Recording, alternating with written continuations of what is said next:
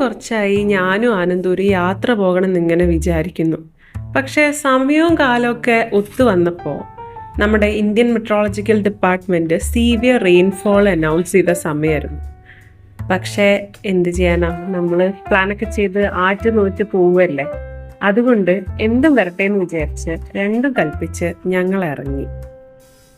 ട്രെയിനിൽ പോകാനായിരുന്നു ഞങ്ങളുടെ ആദ്യത്തെ പ്ലാന്.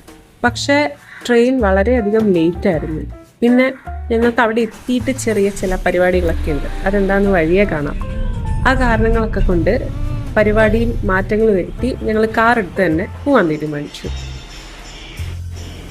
അങ്ങനെ വർക്കലയ്ക്കുള്ള ഒരു വീക്കെൻഡ് ട്രിപ്പും ഒരു റോഡ് ട്രിപ്പും കൂടിയായി മാറി. അപ്പം എങ്ങനെയാ, തുടങ്ങല്ലേ?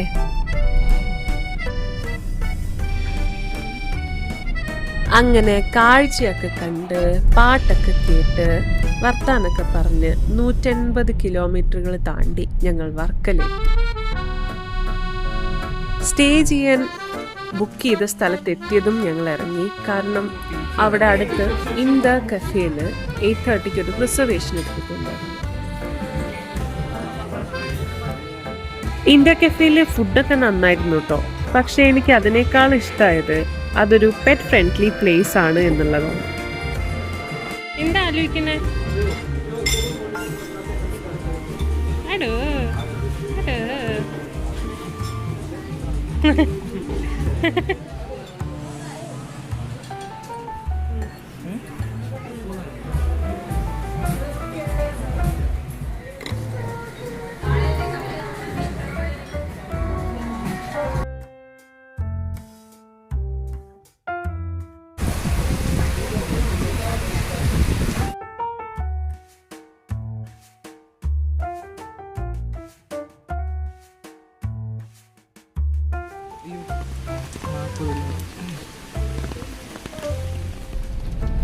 കാലാവസ്ഥാ വകുപ്പിന്റെ പ്രവചനങ്ങളൊന്നും തെറ്റിയിട്ടില്ല.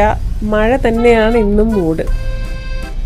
പക്ഷേ കയാക്കിംഗ് ചെയ്യണമെന്നുള്ള മോഹമായിട്ടാണ് ഞാനും ആനന്ദും വർക്കലയ്ക്ക് വണ്ടി കയറിയത്.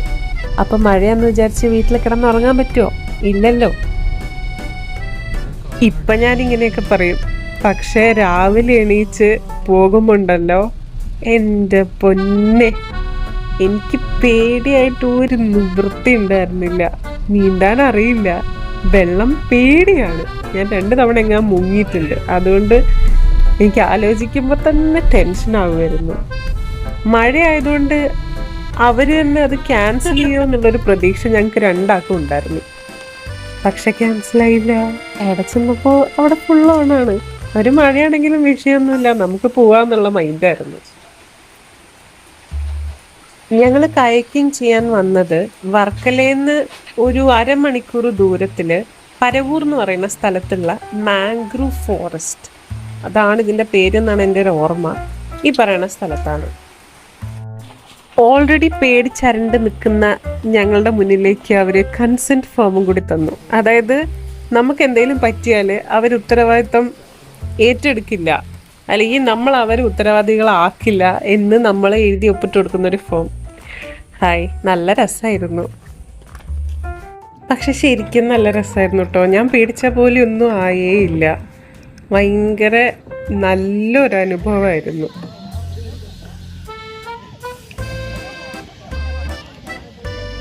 മൊത്തം ഒരു 4 കിലോമീറ്ററോ മറ്റോ ആയിരുന്നു കയാക്ക് ചെയ്തത്, അങ്ങോട്ടും ഇങ്ങോട്ടുമായിട്ട്.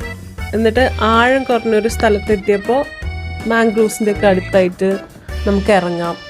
എൻ്റെ ഒരു നെഞ്ചിൻ്റെ ഹൈറ്റിൽ ഒക്കെ വെള്ളം ഉണ്ടായിരുന്നുള്ളൂ അവിടെ.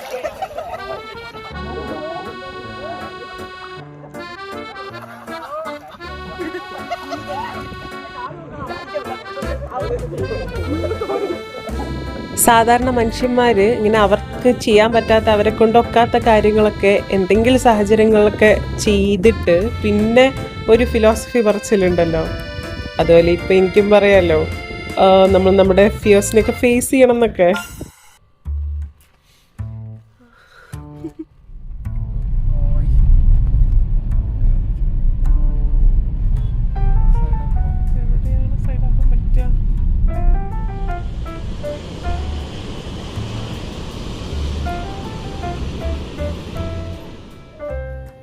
ട്രിപ്പിൻ്റെ റിസർച്ച് സമയത്ത് ആനന്ദ് കുറച്ച് കാഫേസ് ഒക്കെ കണ്ടുപിടിച്ചിട്ടുണ്ടായിരുന്നു. അപ്പോൾ കയക്കിങ് കഴിഞ്ഞു വന്ന് ഞങ്ങളുടെ ഫസ്റ്റ് ലക്ഷ്യം കെഫെ സാർവ എന്ന് പറയുന്ന ഒരു സ്ഥലത്ത് ബ്രഞ്ച് കഴിക്കാനായിരുന്നു. പക്ഷേ on the way road closed ആയതുകൊണ്ട് ആ ചളിക്കുളത്തിലൂടെ മഴയത്ത് കുടയൊക്കെ പിടിച്ച് ഞങ്ങൾ അതിസാഹസികമായിട്ട് കഫേയിലെത്തി. പക്ഷെ അവിടെ തിരക്ക്, 40 minutes ആണ് വെയിറ്റ് ടൈം പറഞ്ഞത്. അപ്പോൾ ഞങ്ങൾ പിന്നെ ആ ആഗ്രഹം മടക്കിയിട്ട് നെക്സ്റ്റ് കഫേയിലേക്ക് തിരിച്ചു.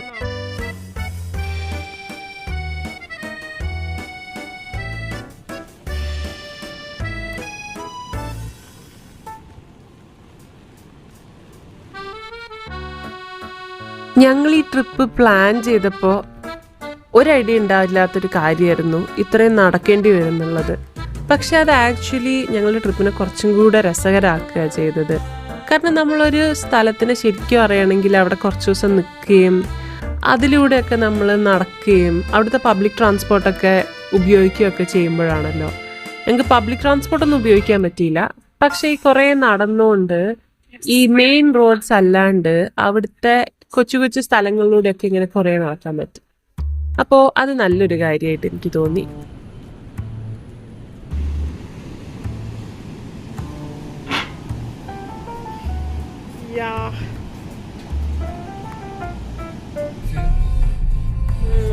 നമ്മളൊരു യാത്രയൊക്കെ പോകുമ്പോൾ നമ്മുടെ എനർജി ലെവൽസ് കുറച്ച് കൂടുതലായിരിക്കും എന്ന് തോന്നുന്നു.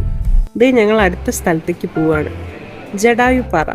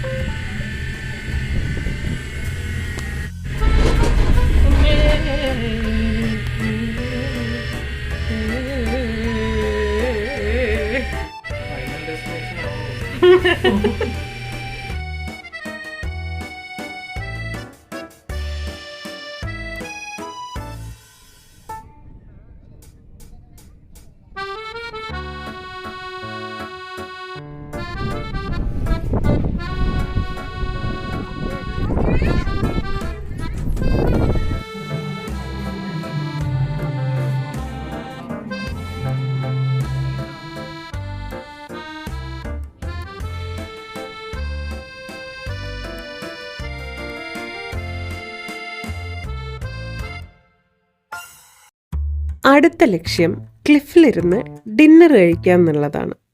അതിനുള്ള പോക്കാണ് ഇത്.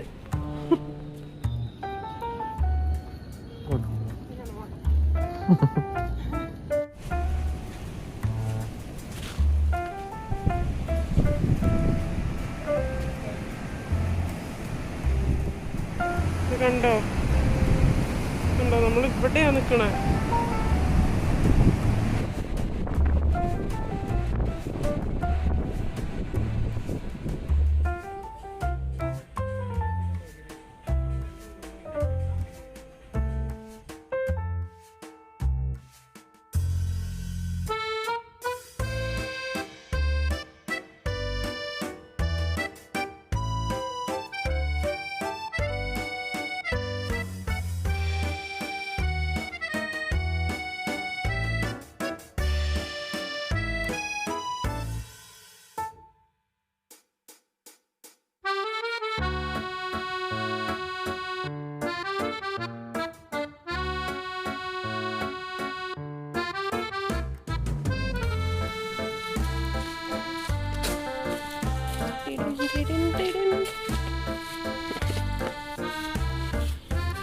യാത്ര പോകുമ്പോൾ എനർജി കൂടുതലായിരിക്കും എന്നുള്ള എൻ്റെ തിയറിയിലെ അന്വർത്ഥമാക്കിക്കൊണ്ട് വീണ്ടും ഞങ്ങൾ രാവിലെ എണീച്ചു. ബീച്ച് കാണാനുള്ള പരിപാടിയാണ്.